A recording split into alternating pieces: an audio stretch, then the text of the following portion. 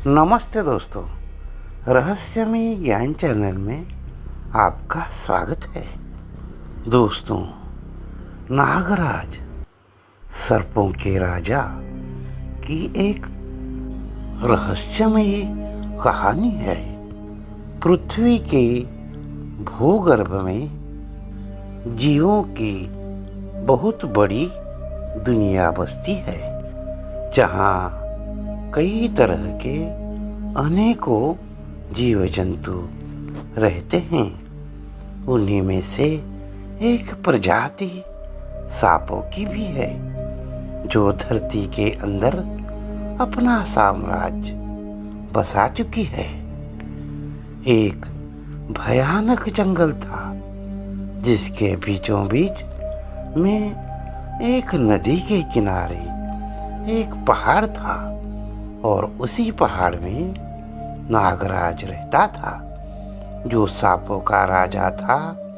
उसके पास अपार शक्तियां थी, लेकिन वह पृथ्वी की रक्षा करने के लिए उत्तरदायी था। नागराज की बहुत विशाल सर्प सेना थी, जो उसके एक इशारे पर कोहराम मचा सकती थी। जंगल के सभी जीवों का राजा वैसे तो शेर को ही माना जाता है, लेकिन इस जंगल का राजा नागराज था, जिसने पूरे जंगल में अपना वर्चस्व बना लिया था। एक बार कुछ लोग परिवार के साथ जंगल में भटक कर पहुंच जाते हैं। उनके परिवार के सदस्यों में 2 पुरुष, 2 महिलाएं, 2 छोटी बच्चियां और एक छोटा सा बच्चा भी था। काफी देर तक वह जंगल से बाहर निकलने का रास्ता ढूंढते हैं, लेकिन जंगल इतना घना था कि सूरज की किरणें भी अंदर नहीं आ सकती थी। दोनों पुरुषों में एक का नाम राजू और दूसरे का नाम विनोद था। विनोद राजू का बड़ा भाई था। वह थोड़ा सीधा साधा नहीं था, इसीलिए वह जंगल के अंदर सबसे ज्यादा घबरा रहा था।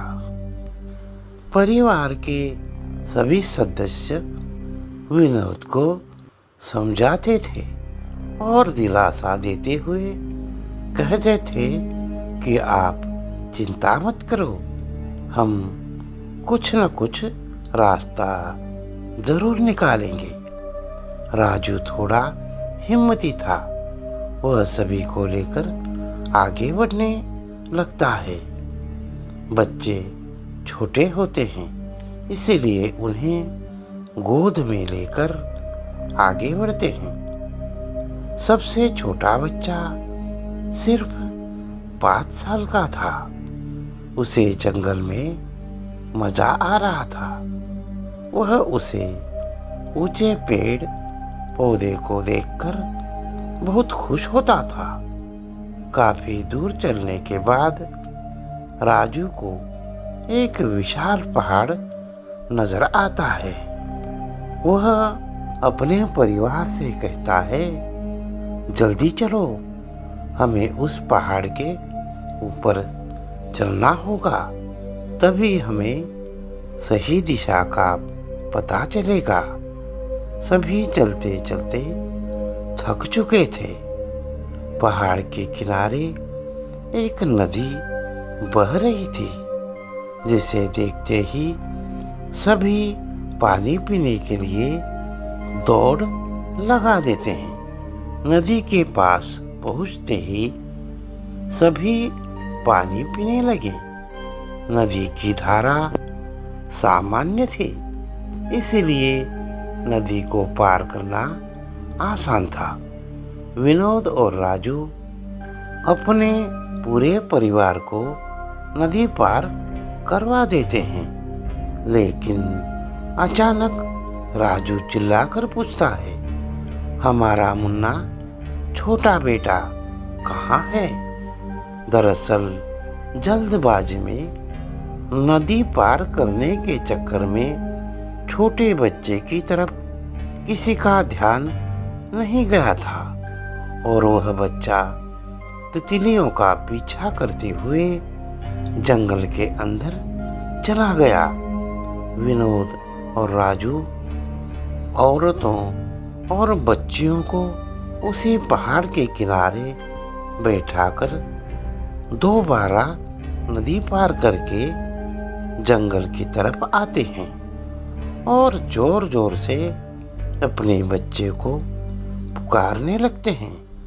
और यहाँ दूसरी तरफ अपने बच्चे के गम में पहाड़ के किनारे पर बैठी औरतें जोर जोर से रो रही थीं। उनके रोने की आवाज से नागराज पहाड़ की सुरंगों से अपनी सेना के साथ बाहर आते हैं।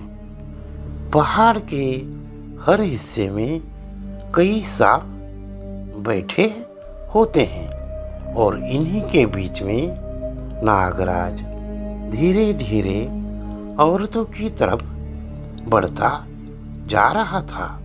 अचानक औरतों की नजर पहाड़ पर बैठे सांपों पर पड़ती है। वह डर से चीखने लगती है और अपने बच्चियों को अपनी गोद में छुपा लेती है। तभी नागराज उनके सामने आकर विशाल फन फैलाकर खड़े हो जाते हैं और सभी से कहते हैं कि तुम लोगों को यहाँ से बाहर जाने के लिए अब मेरी नाग सेना रास्ता दिखाएगी। तुम लोग जल्द ही इस जंगल से बाहर चले जाओ, यहाँ रहना खतरनाक हो सकता है। राजू और विनोद भी बोलता हुआ सांप देखकर दंग रह जाते हैं, लेकिन उन्होंने अपने बच्चों को पा लिया था। इससे बड़ा चमत्कार कुछ नहीं हो सकता।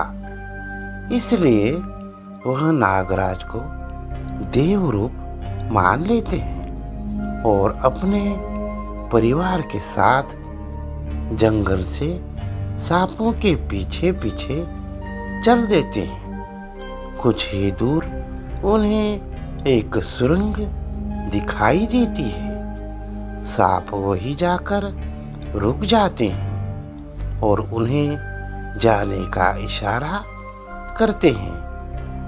एक एक करके राजू अपने पूरे परिवार को सुरंग के द्वार से जंगल से बाहर निकाल देता है।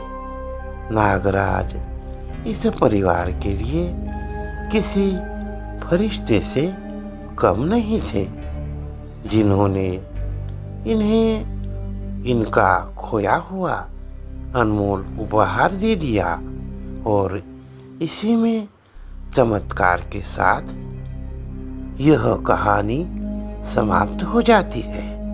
दोस्तों, अगर हमारा वीडियो आपको पसंद आया हो तो प्लीज़ सब्सक्राइब करें और लाइक करें। धन्यवाद दोस्तों।